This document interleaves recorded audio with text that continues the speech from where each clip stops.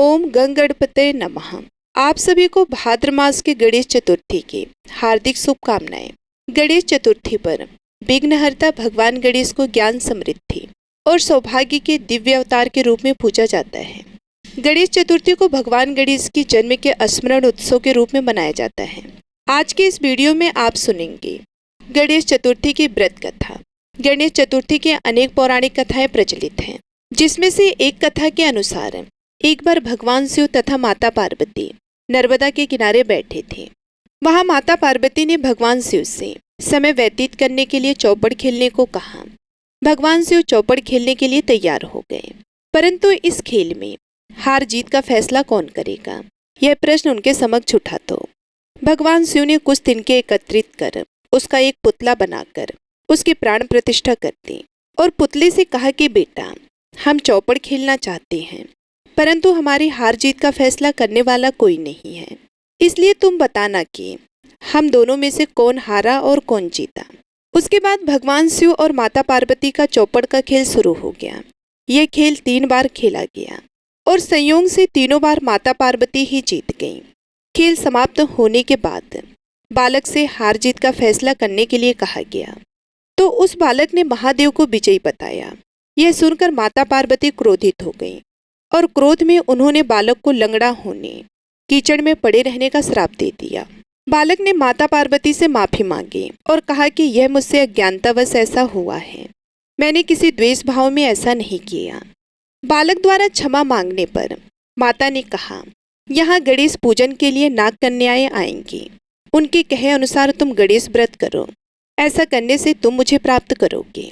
ये कहकर माता पार्वती शिव के साथ कैलाश पर्वत पर चली गई। 1 वर्ष के बाद उस स्थान पर नाग कन्याएं आईं। तब नाग कन्याओं से श्री गणेश के व्रत की विधि मालूम करने पर उस बालक ने 21 दिन लगातार गणेश जी का व्रत किया। उसकी श्रद्धा से गणेश जी प्रसन्न हुए। उन्होंने बालक को मनवांछित फल मांगने के लिए कहा। उस पर उस बालक ने कहा कि हे विनायक, मुझ में इतनी शक्ति दीजिए कि मैं अपने पैरों से चलकर अपने माता पिता के साथ कैलाश पर्वत पर पहुंच सकूं और वे यह देखकर प्रसन्न हों। तब बालक को वरदान देकर श्री गणेश जी अंतर ध्यान हो गए। उसके बाद वह बालक कैलाश पर्वत पर पहुंच गया और कैलाश पर्वत पर पहुंचने की अपनी कथा उसने भगवान शिव को सुनाई। चौपड़ वाले दिन से माता पार्वती शिव जी से विमुख हो गई थी, अतः देवी के रुष्ट होने पर भगवान शिव ने भी बालक के बताए अनुसार 21 दिनों तक श्री गणेश का व्रत किया। इस व्रत के प्रभाव से माता पार्वती के मन से भगवान शिव के लिए जो नाराजगी थी वह समाप्त हो गई।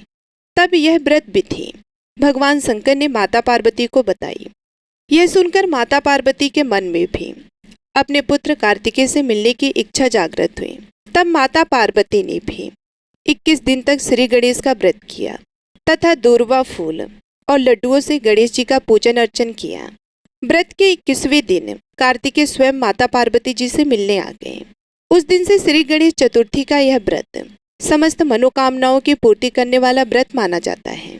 इस व्रत को करने से मनुष्य के सारे कष्ट दूर होकर मनुष्य को समस्त सुख सुविधाएं प्राप्त होती हैं। हे गणेश भगवान, जैसे आपने उस बालक और शिव गौरी की मनोकामना पूरी की, वैसी हमारी भी करना। तो एक बार प्रेम से बोलिए, गणेश गजानन की जय हो। अब आइए सुनते हैं गणेश जी की दूसरी कथा। भाद्रपद मास की चतुर्थी तिथि शुरू होने से लेकर खत्म होने तक चंद्रमा के दर्शन नहीं करने चाहिए। अगर किसी कारणवश चंद्रमा के दर्शन हो जाते हैं तो मिथ्या दोष से बचाव के लिए ये कथा सुनी जाती है। तो जो मैं आज आपको सुना रही हूँ, इस कथा को श्रद्धा पूर्वक सुनिएगा। एक बार नंद किशोर ने सनत कुमारों से कहा कि चौथ के चंद्रमा के दर्शन करने से श्री कृष्ण पर जो लाछन लगा था वे सिद्धि विनायक व्रत करने से ही दूर हुआ था। ऐसा सुनकर सनत कुमारों को आश्चर्य हुआ। उन्होंने पूर्ण ब्रह्मा श्री कृष्ण को कलंक लगने की कथा पूछी तो नंद किशोर ने बताया कि एक बार जरासंध के भय से श्री कृष्ण समुद्र के मध्य नगरी बसाकर रहने लगे। इसी नगरी का नाम आजकल द्वारिकापुरी है। द्वारिकापुरी में निवास करने वाले सत्राजीत यादव ने सूर्य नारायण की आराधना की। तब भगवान सूर्य ने उसे नित्य 8 भार सोना देने वाली श्यामंतक नामक मणि अपने गले से उतार कर दे दी। मणि पाकर सत्राजीत यादव जब समाज में गया तो श्री कृष्ण ने उस मणि को प्राप्त करने की इच्छा व्यक्त की। सत्यजीत ने वह मणि श्री कृष्ण को ना देकर अपने भाई प्रसेनजीत को दे दी। एक दिन प्रसेनजीत घोड़े पर चढ़कर शिकार के लिए गया। वहां एक शेर ने उसे मार डाला और मणि ले ली। ऋक्षों का राजा जाम्बवंत उस सिंह को मारकर मणि लेकर गुफा में चला गया। जब प्रसेनजीत कई दिनों तक शिकार से नहीं लौटा तो सत्यजीत को बड़ा दुख हुआ। उसने सोचा श्री कृष्ण ने ही मणि प्राप्त करने के लिए उसका वध कर दिया होगा। अतः बिना किसी प्रकार की जानकारी जुटाए उसने प्रचार कर दिया कि श्री कृष्ण ने प्रसेनजीत को मारकर श्यामंतक मणि छीन ली है। इस लोक निंदा के निवारण के लिए श्री कृष्ण बहुत से लोगों के साथ प्रसेनजीत को ढूंढने वन में गए। वहां पर प्रसेनजीत को शेर द्वारा मार डालना और शेर को ऋक्ष द्वारा मारने के चिन्ह उन्हें मिल गए। ऋक्ष के पैरों की खोज करते करते वे जामवंत की गुफा पर पहुंचे और गुफा के भीतर चले गए। वहां उन्होंने देखा कि जामवंत की पुत्री उस मणि से खेल रही है। श्री कृष्ण को देखते ही जामवंत युद्ध के लिए तैयार हो गया। युद्ध छिड़ गया। गुफा के बाहर श्री कृष्ण के साथियों ने उनकी 7 दिनों तक प्रतीक्षा की। फिर वे लोग उन्हें मर गया जानकर पश्चाताप करते हुए द्वारकापुरी लौट गए। इधर 21 दिन तक लगातार युद्ध करने पर भी जामवंत श्री कृष्ण को पराजित ना कर सका। तब उसने सोचा, कहीं यह वह अवतार तो नहीं जिसके लिए मुझे रामचंद्र जी का वरदान मिला था। यह पुष्टि होने पर उसने अपनी कन्या का विवाह श्री कृष्ण के साथ कर दिया और मणि दहेज में दे दी। श्री कृष्ण जब मणि लेकर वापस आए तो सत्यजीत अपने किए पर बहुत लज्जित हुआ। इस लज्जा से मुक्त होने के लिए उसने भी अपनी पुत्री का विवाह श्री कृष्ण के साथ कर दिया। कुछ समय के बाद श्री कृष्ण किसी काम से इंद्रप्रस्थ चले गए। तब आकुर तथा ऋतु वर्मा के राय से सद्धनवा यादव ने सत्यजीत को मारकर मणि अपने कब्जे में ले ली। सत्यजीत की मौत का समाचार जब श्री कृष्ण को मिला तो वे तत्काल द्वारिका पहुंचे। वे सद्धनवा को मारकर मणि छीनने को तैयार हो गए। इस कार्य में सहायता के लिए बलराम भी तैयार थे। यह जानकर सद्धनवा ने मणि अक्रू को दे दी थी और स्वयं भाग निकला। श्री कृष्ण ने उसका पीछा करके उसे मार तो डाला, पर मणि उन्हें भी नहीं मिल पाई। बलराम जी भी वहीं पहुंचे। श्री कृष्ण ने उन्हें बताया कि मणि इनके पास नहीं है। बलराम जी को विश्वास नहीं हुआ। वे अप्रसन्न होकर विंध्यर्व चले गए। श्री कृष्ण के द्वारिका लौटने पर लोगों ने उनका भारी अपमान किया। तत्काल यह समाचार फैल गया कि श्यामंतक मणि के लोभ में श्री कृष्ण ने अपने भाई को भी त्याग दिया। श्री कृष्ण इस आकरण प्राप्त अपमान के शोक में डूबे थे कि सहसा वहां नारद जी आ गए। उन्होंने श्री कृष्ण जी को बताया कि आपने भाद्रपद शुक्ल चतुर्थी के चंद्रमा का दर्शन किया था, इसी कारण आपको इस तरह लांछित होना पड़ा है। श्री कृष्ण ने पूछा, चौथ के चंद्रमा को ऐसा क्या हो गया है जिसके कारण उसके दर्शन मात्र से मनुष्य कलंकित होता है। तब नारद जी बोले, एक बार ब्रह्मा जी ने चतुर्थी के दिन गणेश जी का व्रत किया था। गणेश जी ने प्रकट होकर वर मांगने को कहा तो उन्होंने मांगा कि मुझे सृष्टि की रचना करने का मोह ना हो। गणेश जी ज्यों ही तथास्तु कहकर चलने लगे। उनके विचित्र व्यक्तित्व को देखकर चंद्रमा ने उपहास किया। इस पर गणेश जी ने रुष्ट होकर चंद्रमा को श्राप दिया कि आज से कोई तुम्हारा मुख नहीं देखना चाहेगा। श्राप देकर गणेश जी अपने लोक को चले गए और चंद्रमा मानसरोवर की कुमुदिनियों में जा छिपा। चंद्रमा के बिना प्राणियों को बड़ा कष्ट हुआ। उनके कष्ट को देखकर ब्रह्मा जी की आज्ञा से सारे देवताओं के व्रत से प्रसन्न होकर गणेश जी ने वरदान दिया कि अब चंद्रमा श्राप से मुक्त तो हो जाएगा, पर भाद्रपद शुक्ल चतुर्थी को जो भी चंद्रमा के दर्शन करेगा उसे चोरी आदि का झूठा लांछन जरूर लगेगा। किंतु जो मनुष्य प्रत्येक द्वितीय को दर्शन करता रहेगा वे इस लाछन से बच जाएगा। इस चतुर्थी को सिद्धि विनायक व्रत करने से सारे दोष छूट जाएंगे। यह सुनकर देवता अपने अपने स्थान को चले गए। इस प्रकार भाद्रपद शुक्ल चतुर्थी को चंद्रमा का दर्शन करने से आपको यह कलंक लगा है। तब श्री कृष्ण ने कलंक से मुक्त होने के लिए यही व्रत किया था। कुरुक्षेत्र के युद्ध में युधिष्ठिर ने भगवान श्री कृष्ण से पूछा, भगवान, मनुष्य की मनोकामना सिद्धि का कौन सा उपाय है? किस प्रकार मनुष्य धन, पुत्र, सौभाग्य तथा विजय प्राप्त कर सकता है? यह सुनकर श्री कृष्ण ने उत्तर दिया, यदि तुम पार्वती पुत्र श्री गणेश का विधि पूर्वक पूजन करो तो निश्चय ही तुम्हें सब कुछ प्राप्त हो जाएगा। तब श्री कृष्ण की आज्ञा से ही युधिष्ठिर जी ने गणेश चतुर्थी का व्रत करके महाभारत का युद्ध जीता था। तभी से माना जाता है कि गणेश जी का व्रत सब व्रतों में सर्वोपरि है। तो बोलिए गणेश भगवान की जय हो। अब आइए गणेश जी की एक और कहानी सुनेंगे। एक गांव में एक लड़की अपने माँ के साथ रहती थी। उस गांव में थोड़ी ही दूर में एक मेला लगने वाला था। जिस दिन मेला लगने वाला था उस दिन उसकी माँ कहती है कि बेटी, तुम्हें मेला नहीं जाना चाहिए, तुम बार बार कहती हो कि मेला देखने जाऊंगी। तभी लड़की अपनी माँ से जिद करती है कि माँ मुझे मेला देखने जाना है, लेकिन उसके बावजूद उसकी माँ कहती है नहीं, मेले में अगर अकेली जाओगी तो गुम हो जाओगी। लेकिन फिर भी लड़की नहीं मानती है और वह मेला जाने की जिद करती है। मेला जाने से पहले उस लड़की की माँ लड़की को 2 लड्डू और थोड़ा सा पानी देती है। उसकी माँ कहती है कि मेला जाना है और वहाँ पर गणेश जी को आधा पानी दे देना और 1 लड्डू दे देना, बाकी पानी तुम पी लेना और 1 लड्डू तुम भी खा लेना। देखते देखते काफी शाम हो जाती है, लेकिन अभी तक लड़की क्यों नहीं आई थी। गांव के सभी लोग जितने भी मेला देखने के लिए गए थे सभी लोग आ जाते हैं। ऐसे में उसकी माँ की चिंता बढ़ जाती है कि उसकी बेटी कहाँ गई, अभी तक घर नहीं पहुंची है। लेकिन उसकी बेटी भगवान श्री गणेश के मंदिर में जाकर उस 1 लड्डू खाने और पानी पीने के लिए इंतजार कर रही थी। वो लड़की सोच रही थी कि माँ ने जैसा कहा था वैसा करके ही मैं घर जाऊंगी। उसके बाद भगवान श्री गणेश को लगा कि मैं अगर यह पानी नहीं पीऊंगा और यह लड्डू नहीं खाऊंगा तो यह लड़की घर भी नहीं जाएगी। उसके बाद भगवान श्री गणेश एक छोटे से बच्चे के रूप में आते हैं और पानी और लड्डू खा लेते हैं। उसके बाद वह लड़की खुशी खुशी अपने घर चली जाती है। जैसे घर पहुंचती है उसकी माँ कहती है कि इतना देर कहाँ रह गई थी। तभी वह लड़की कहती है कि आपने जैसा कहा था मैं वैसा ही करके भगवान श्री गणेश को लड्डू और पानी पिलाकर आ रही हूँ। उसके बाद से भगवान श्री गणेश की कृपा उस लड़की पर बरसने लगती है। उसे धन दौलत, एक अच्छा सा वर मिलता है। भगवान श्री गणेश की कृपा के कारण उसे सुख समृद्धि का आशीर्वाद भी मिलता है। तो एक बार प्रेम से बोलिए गणेश जी भगवान की जय। हे गणेश जी महाराज, जैसे कृपा दृष्टि आपने उस लड़की पर की वैसे कहानी को कहने वाले, हुकार भरने वाले और सुनने वाले सभी पर अपनी दया दृष्टि बनाए रखना। अब आइए सुनते हैं भगवान गणेश की एक और कहानी। बहुत पुराने जमाने की बात है। एक घर में एक बहू और उसकी सासू माँ रहती थी। उसकी सासू माँ बहुत ज्यादा लालची किस्म की औरत थी। वे पूजा पाठ तो करती थी, लेकिन उसका पूरा ध्यान धन दौलत अथवा अपने दान और धन को बचाने में होता था। एक दिन उसकी सासू माँ अपनी बहनों से कहती है कि मैं आज एकादशी का व्रत रखी हूँ।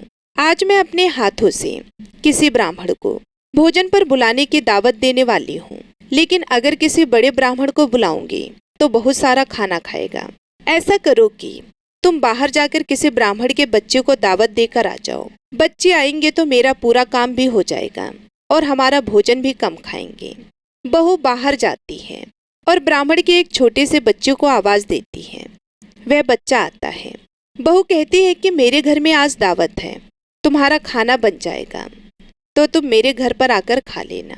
उसके बाद वे छोटा सा बच्चा कहता है कि मेरा नाम गणेश है, आपको जब भी बुलाना रहेगा आप गणेश गणेश बोलिएगा, मैं आ जाऊंगा। खाना बन जाने के बाद बहू बाहर जाती है उस लड़की को बुलाने के लिए, तो देखती है कि वह लड़का नहीं है वहां पर। अचानक बहू को लड़की की बात याद आ जाती है और वह अपने मन में गणेश गणेश कहती है।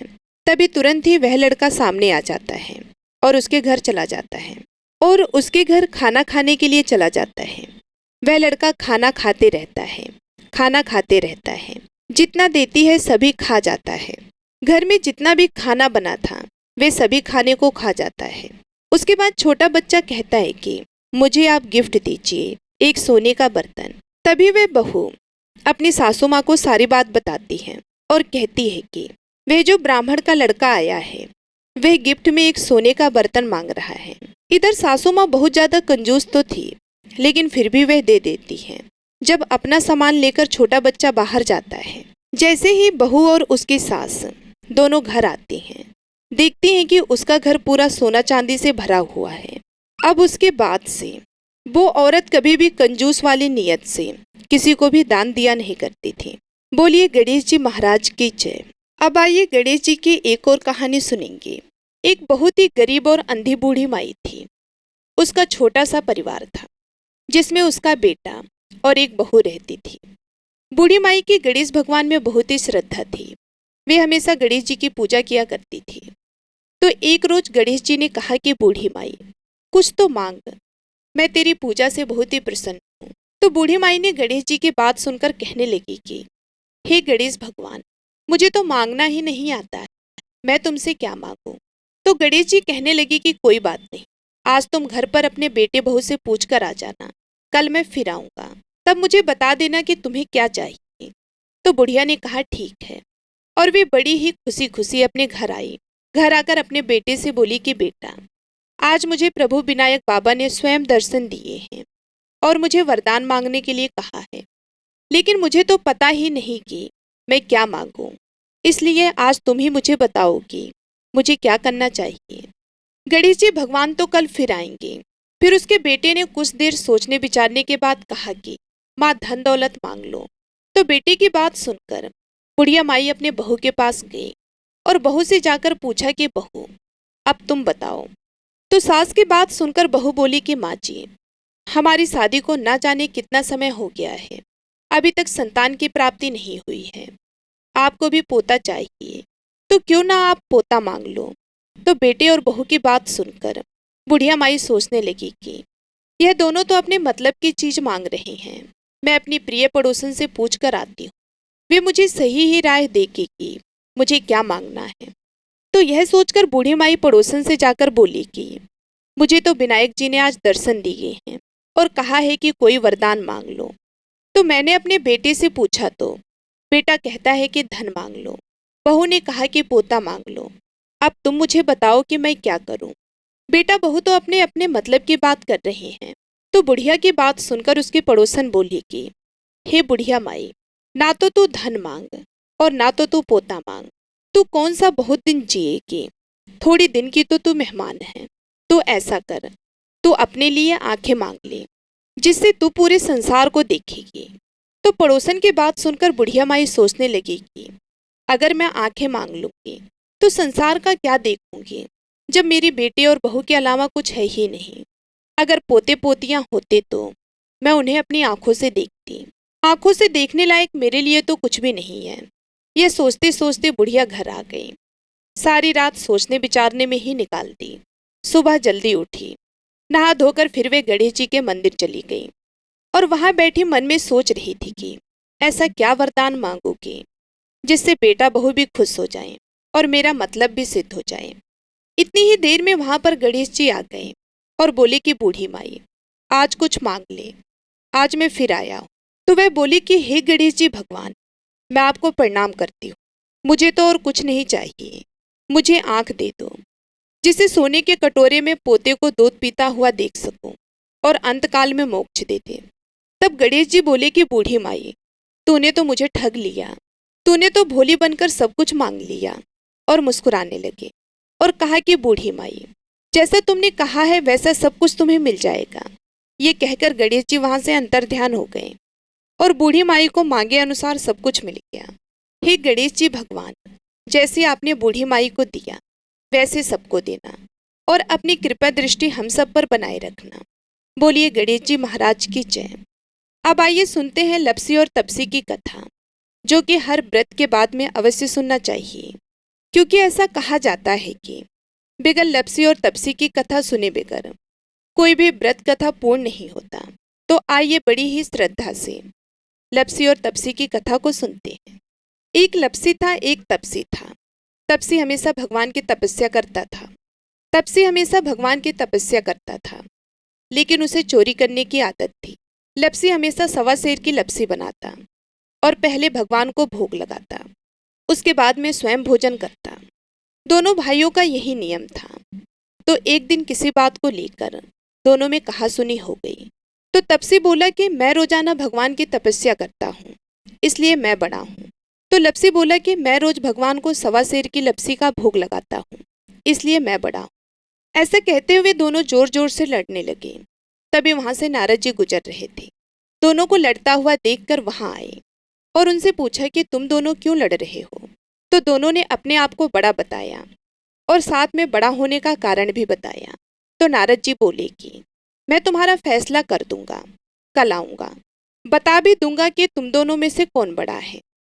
दूसरे दिन लपसी और तपसी नहाकर अपने रोज की भक्ति करने आए। तो नारद जी ने छुपकर 1.25 करोड़ की एक एक अंगूठी उन दोनों के आगे रख दी। जैसे ही भक्ति करते हुए तपसी की नजर उस अंगूठी पर पड़ी तो उसने चुपचाप उस अंगूठी को उठाई और अपने पैरों के नीचे दबा ली। लपसी की नजर अंगूठी पर पड़ी, लेकिन उसने ध्यान नहीं दिया। उसने पहले भगवान को भोग लगाया और फिर स्वयं भोजन करने के लिए बैठ गया। थोड़ी देर बाद नारद जी सामने आए तो दोनों ने पूछा कि अब बताओ, हम में से कौन बड़ा है। तो नारद जी ने तपसी से खड़ा होने के लिए कहा तो वे खड़ा हुआ। उसके पैर के नीचे दबी हुई अंगूठी दिखाई दी। नारद जी ने तपसी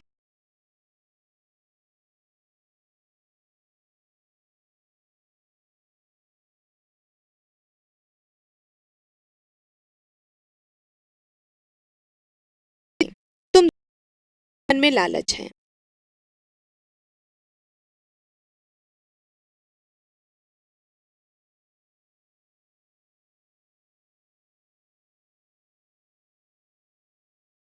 सिर्फ अपने भगवान जी में ध्यान रखा और बाद में स्वयं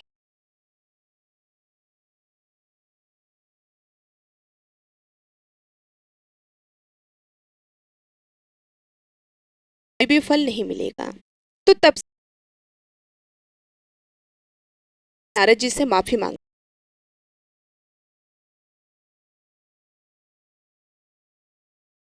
से मिलेगा, आज के बाद कभी करूंगा। गाय और कुत्ते को रोटी नहीं बनाएगा तो उसका फल तुझे मिलेगा। ब्राह्मण को भोजन कर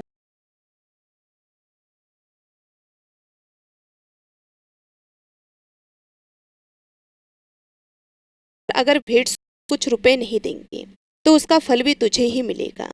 अगर कोई व्यक्ति दिए से दिया जलाएगा उसका फल भी तुझे ही मिलेगा। औरत आंगन लीप कर चौका नहीं लीपेगी तो उसका फल भी तुझे ही मिलेगा। लेकिन तुम्हारी कहानी ना सुनी तो उसका मिलेगा। उस व्रत कथा और कहानी के साथ लपसी और तपसी की कहानी कही और सुनी जाती है। अब आप सभी लोग रसपान करेंगे। भगवान गणेश की जय। गणेश तजा की पार्वती पिता महादेवा। जय गणेश जय गणेश जय देवा। माता जाकी पार्वती पिता महादेवा। एक संत दयावंत चार भुजाधारी। माथे सिंदूर सोहे मूस के सवारी। पान चढ़े फूल चढ़े का भोग। जय गणेश देव के पार्वती पिता महादेव। आँख देत को काया बाया सुम सर। जय गणेश देवा। माता जाकी लाज रखो शंभु सुतारी। को पूर्ण करो जय बलि। गणेश